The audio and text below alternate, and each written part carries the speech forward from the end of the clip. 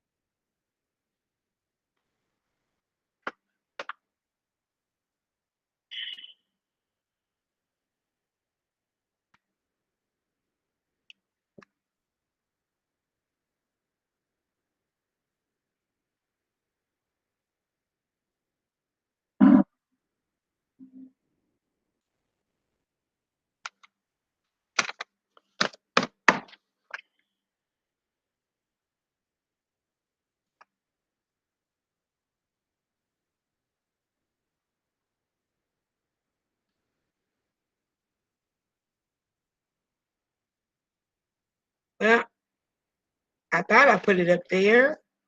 I thought I made a quiz. Maybe I didn't. Let me check again, guys, because I thought I had posted the quiz. I nope.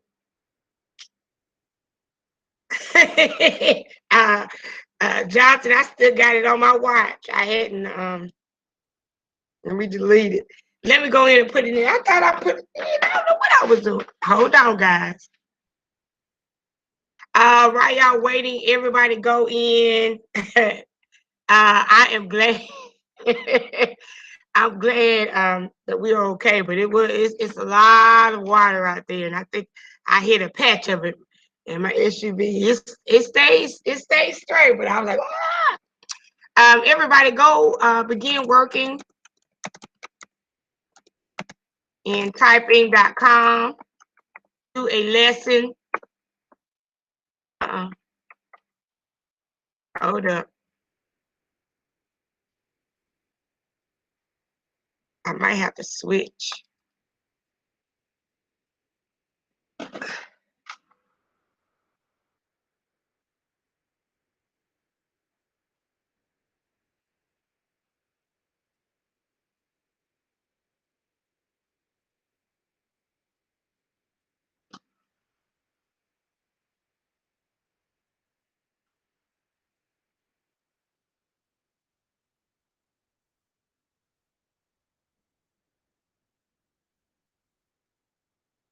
Hold up. I'm going to come back. Let's see.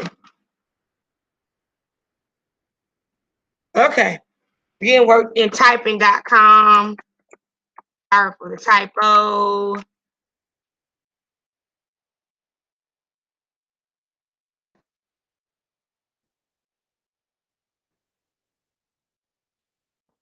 Okay, so do one lesson in typing.com. I am getting the attendance quiz. I thought I had fixed it. So I will get that together and we will come back at about 9:20. So give me a few minutes.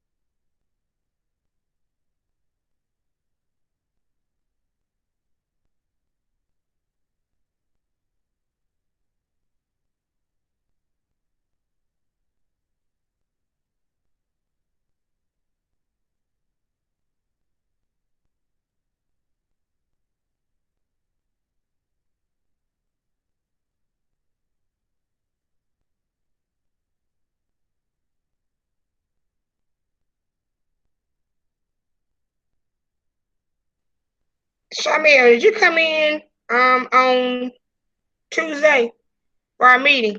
I don't think you did. I don't think. Tell me if you did. If I did, I didn't write.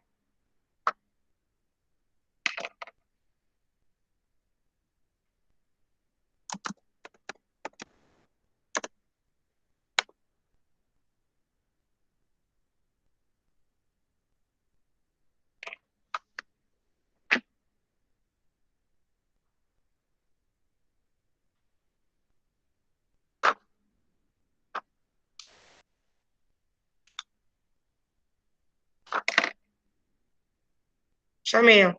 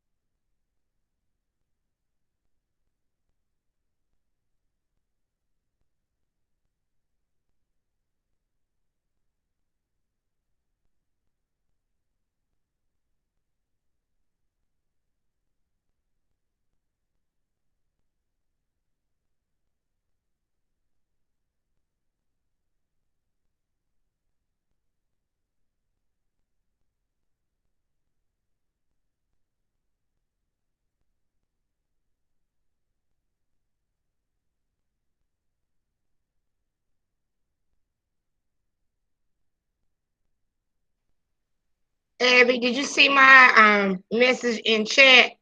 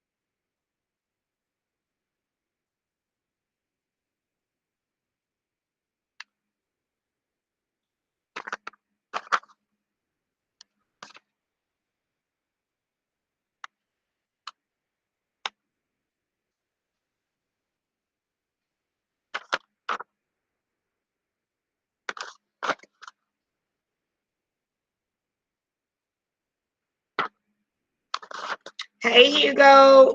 You missed our session the other day. You remember that?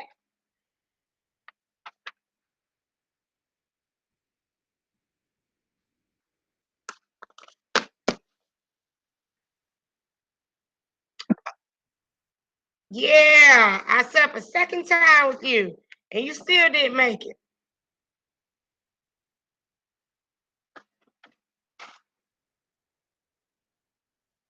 You were still at work. Where you? So what are your hours at work?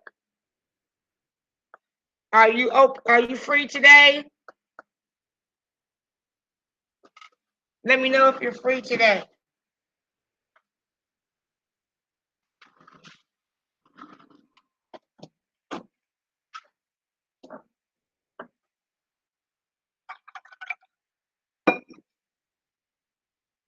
Huh? Whoa, 7 to 5, that's school time. You gotta tell me.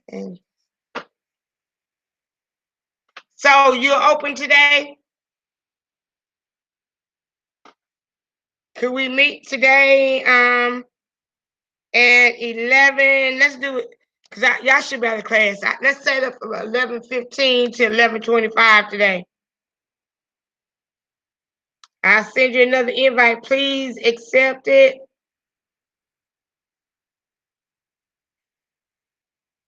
Okay, so we'll do 11:15 to 11:25. Give me a few and I'll send you the invite.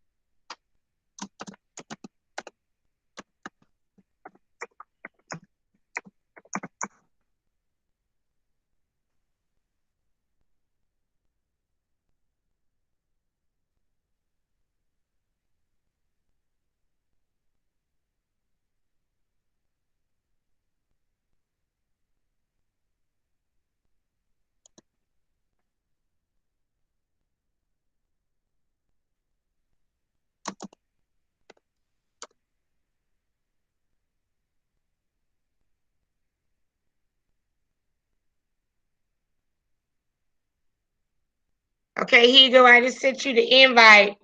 So just accept the invite, okay?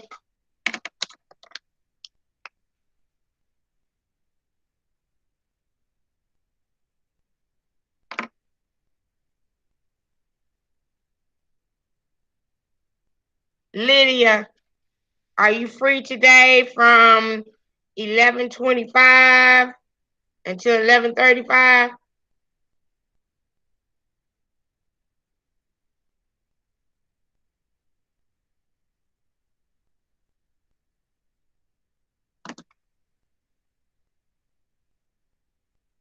Lydia. Lydia.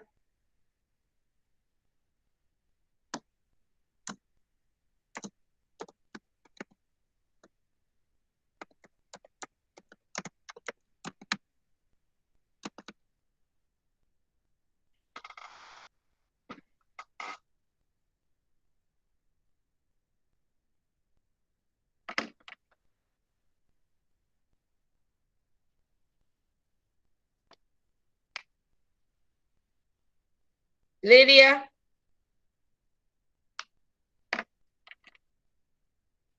All right, we are going to move on. So, yes, well, not yesterday, it was on Tuesday.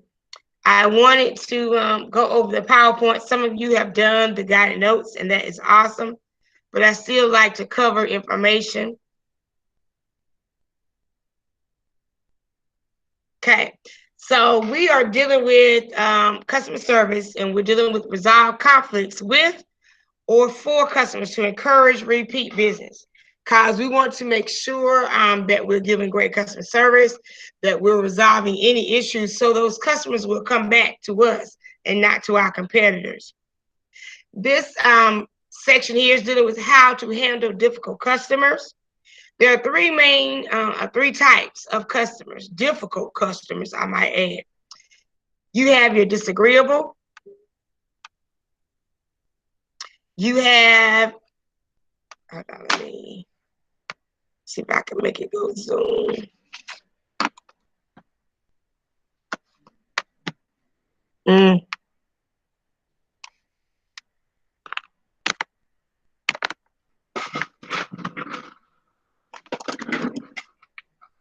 Okay. I hope everybody can still see it. I think my computer froze. There are three main types of difficult customers.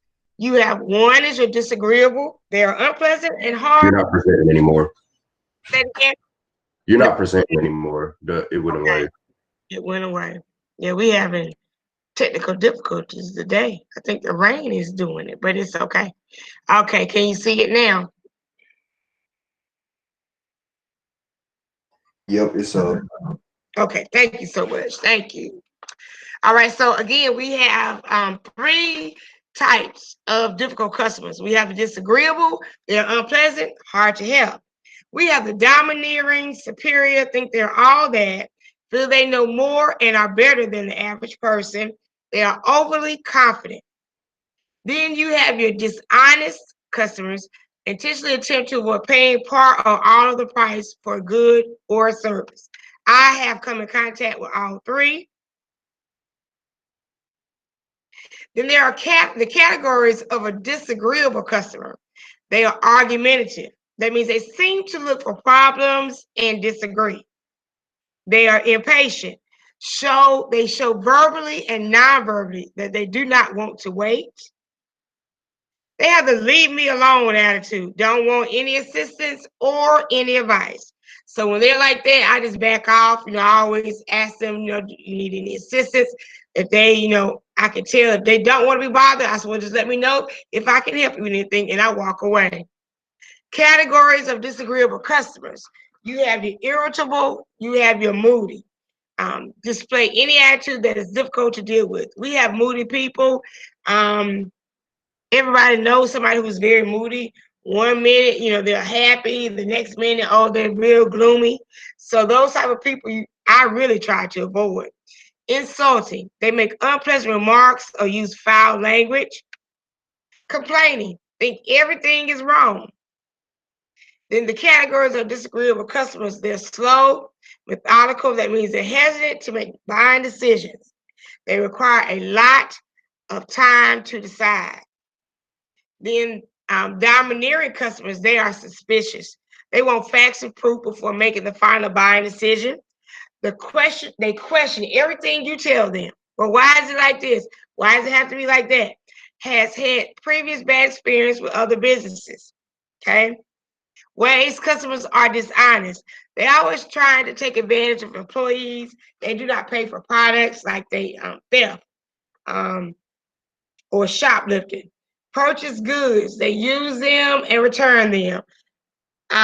When I worked in retail as far as apparel, there would be customers that would, I know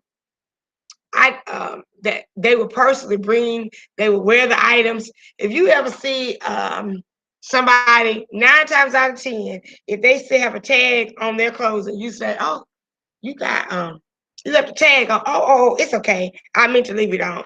They'll wear the clothes because it's a one-time thing. They got to go to an event. They got to look good, but then they may buy an expensive outfit, but they have no intention on keeping that outfit because they're going to take it back. So I used to work in a place where this customer would do that all the time.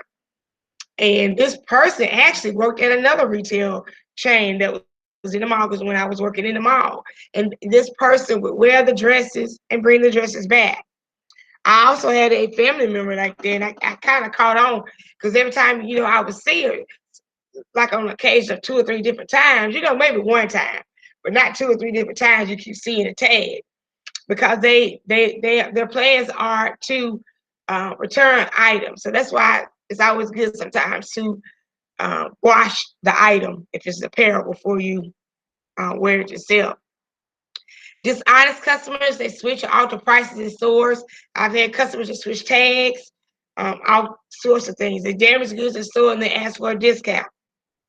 Situation where customers become difficult, um, problems with merchandise, broken or damaged items, change their minds, problems with company, they're rude, they give rude treatment to employees. Why should we attempt to handle difficult customers?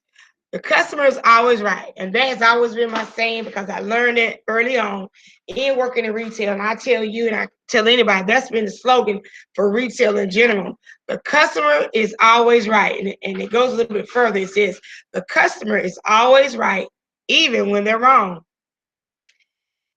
So when the customer, they're always right. You got to, okay. I do understand. They may be fussing at you, telling you something is a certain price when you know it's a different price. You do not argue with them. Strong customer service, aka successful handling of difficult customers, equals loyal customers who will spend money again with your company, advantage over the competitors, steal away their customers, word of mouth. So ways the way that you handle customers will determine if they come back. If you have to give, say for instance, a customer says, okay, this mouse, it was on the shelf and had a sale tag of $9.99, but this mouse is $14.99. What you would do would, you go verify, say, well, I'm sorry, this was in the wrong place, but this one time I will let you purchase the mouse for $9.99, but it is normally $14.99. So always state that. If you're going to give them a discount, if it's going to be a one-time thing, let them know that it's a one-time thing. So this demonstration shows no customers, no sales, no profit. What? You are out of business. So without customers, you're not making any money, you're not making profit, you will soon go out of business. General guidelines for handling difficult customers. You have to be a good listener. Sometimes you may not be feeling it that day, but you've got to listen to what they're saying, because a lot of times you'll understand, okay, there's something else going on. It has nothing to do with that mouse or with that shampoo. Okay, so think before you respond. Be detached and professional. Do not offer excuses. Involve senior management if needed. So if you're like the crew leader or the, bring somebody in that is higher up than you. Be aware of the rules. Know your company's customer-facing processes inside and out. Empathize. Show the customer you understand the situation. Even though you may not be feeling it, you necessarily do not agree, but say, okay, I do understand where you're coming from. You have to, it's the tone of your voice, how you sometimes talk to the customers, also your hand gestures. Resolve the issue. Actively initiate a process to tackle the customer's complaint. Tell the customer the step you propose to take. So tell the customer what you're going to do. Handle customer complaints. A customer's dissatisfaction expressed orally, silently, or in writing. Some customers actually express the true reasons. Others do not tell the real reasons. These customers normally conceal the real complaint. Example: customer returns a pair of shoes due to the color of the shoe. Well, the real reason was the price was too high, but they don't want to let you know. Salesperson must skillfully question and inspect the product to discover the real complaint. You always, when somebody brings an item back, you say, was something wrong with the item? And if they say no, you offer, well, can I offer you something in place? Turn my fan back on. So you want to find out what is going on, because usually there's something else going on. And there are times people buy things, and at the time they have the money, they spend $300 on a pair of sneakers, but then they go home, a bill comes up, and they have to take it back. Not really wanting to take it back, but it's either going to be bills or looking good. So there are three reasons for customer complaints. Some complaints are justified while others aren't. The product, maybe it is poor quality. Improper buying decisions, lack of assistance from salesperson. Maybe they got the wrong item because nobody wanted to help them. Poor quality after they got it home, it wasn't what they thought it was going to be. It did not live. It was say for instance, I just bought an air purifier for my desk for my area, but I'm gonna buy a bigger one for the classroom when you guys come back. But I could have returned the air purifier if it was noisy, if it didn't do what it says, but it's not, so I'm going to keep it. There are times, so like headphones, you might buy some headphones, but they don't have any volume, the bass is not there, the clarity is not there, so you take them back. Personnel, pushy and rude sales people, that's another complaint. I have, like I told you the other day when I walked into the dealership, I still have not done that complaint thing yet. But there have been times when I had to let somebody know, hey, you're being rude. I'm spending my money in your establishment, but you're being rude. I was in a restaurant, and probably not quite a year ago, and they have one here, but I was in the one in Winston, and me and my family were eating.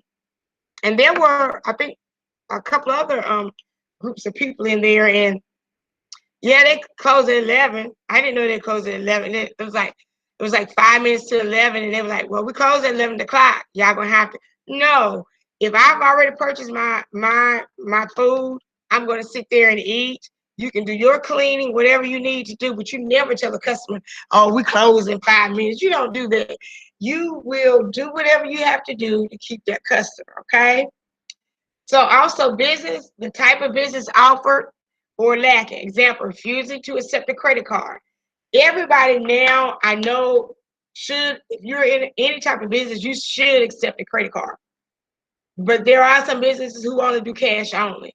I have a couple businesses, and I do give my customers the benefit of using a credit card or a debit card, or they can cash at me or whatever, or Zelle, Venmo. I got it all going on, PayPal, whatever. But sometimes also, like a business, I do not like a business who charges me to use my credit card.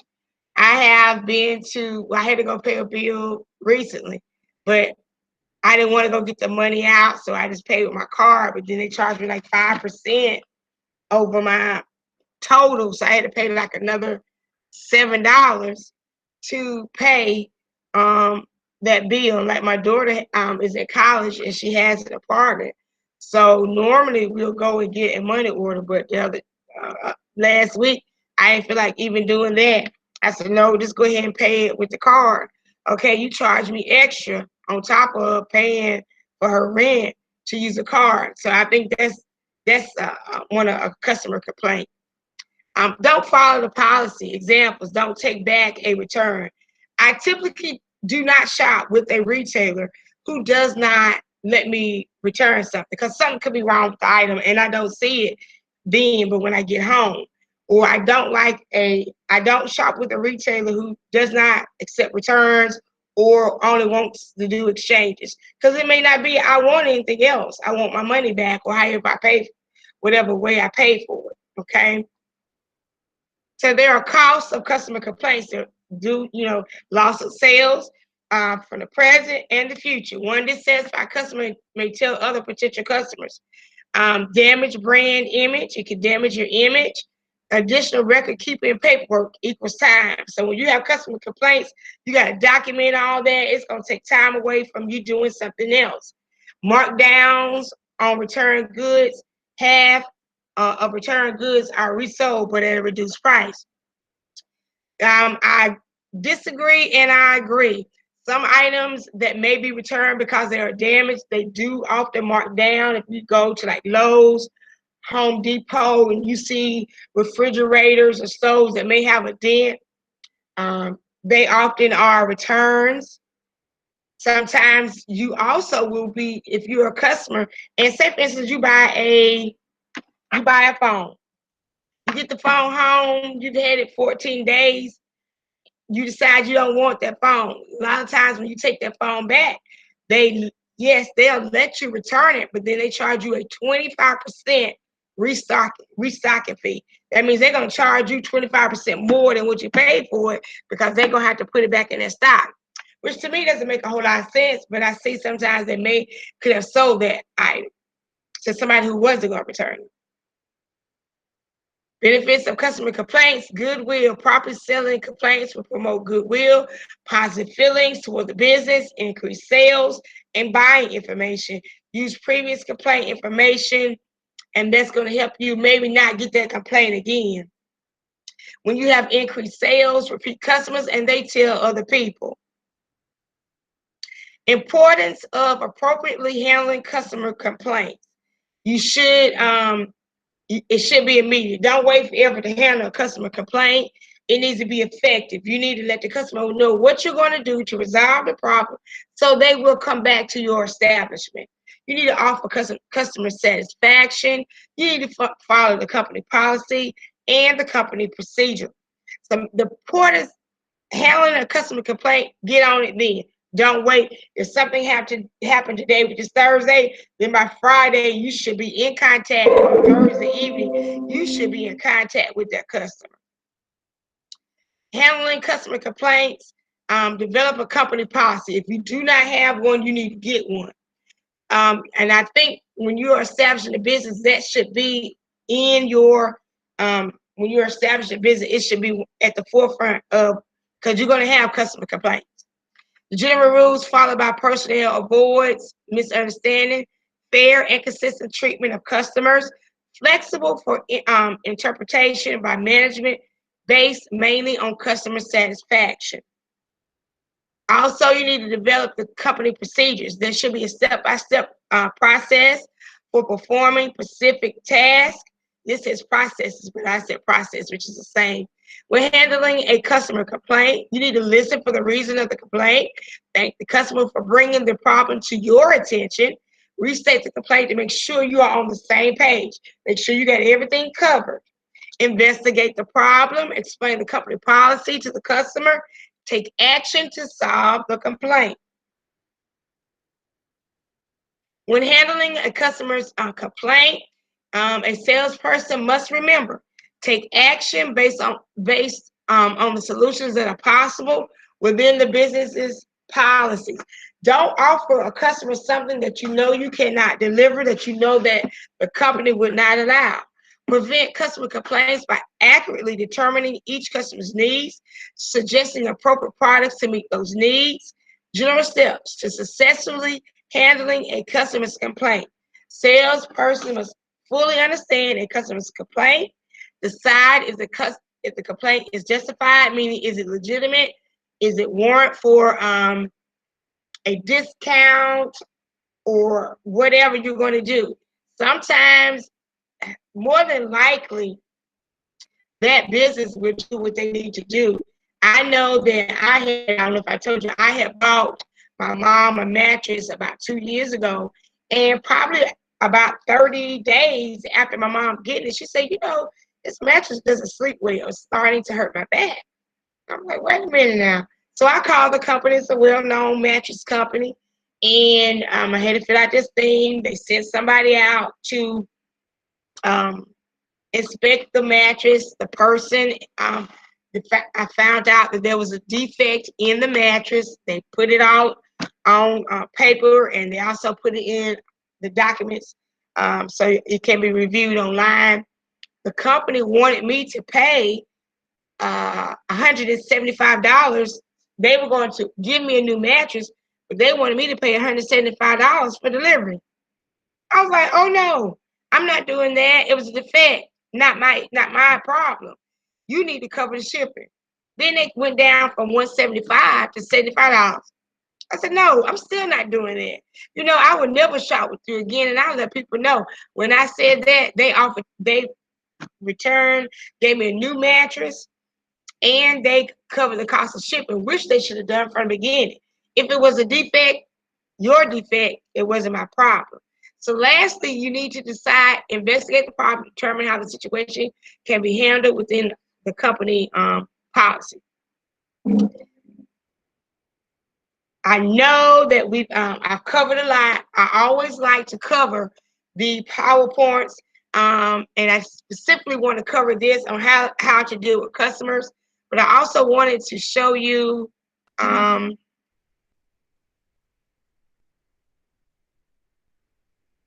I'm going to exit out of this. But I wanted to show you, and I think it's in modules, if I'm not mistaken. I hope that I put up. Okay, you have noticed that I have put up, you have your PowerPoint. So I have got the guide notes for some of you. And if you send them through email, make sure everything is in your folder. So the PowerPoint, we did not get to go over on Tuesday, I believe, because we could not get it to show. So I asked that you went ahead and review the PowerPoint, but I went over it today because I always like to go over it with you as a class. Also, once you're done with the PowerPoint, of course, we have guided notes. And I want you to cover the 108 angry customer videos. It will tell you what you need to do. There's going to be a series of videos that you will watch. And you will, hold on.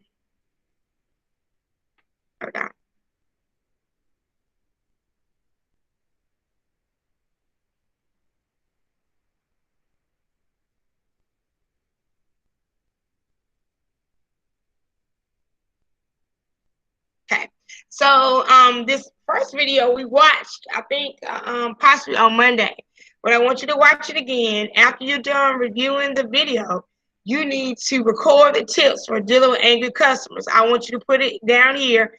What are the tips for dealing with angry customers? Okay, you can also refer back. It should have it in the video, but you can also refer back to the PowerPoint. Also, number 2 says there are 6 ways to get an angry customer to back down. So after reviewing the video, look at it. The first way to get an angry customer back down is you need the definition. So go over this. This should all be in the video for you to review. So make sure you do that. And also,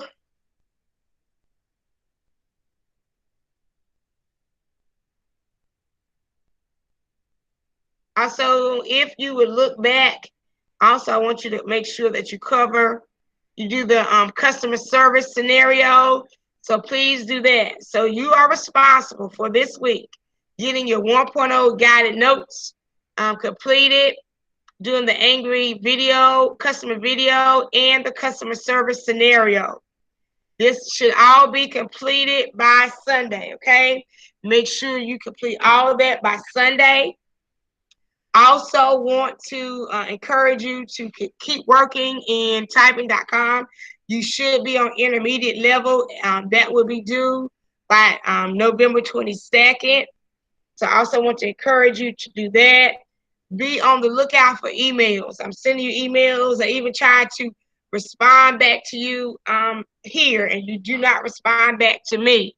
So when I send you an email, please respond back to the email. Also, they have career chat tomorrow at 10 o'clock. I will put the link in announcements, and I also try to remind you in Remind. So are there currently any comments, concerns, anything that I can go over with you? Is there anything that anybody has any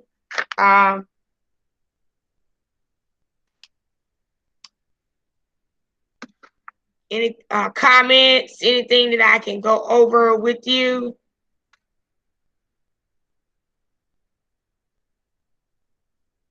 Okay, so make sure you are doing the items in the 1.8 module, and make sure that you are doing your typing.com.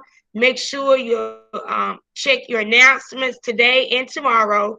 Make sure to check your email, okay?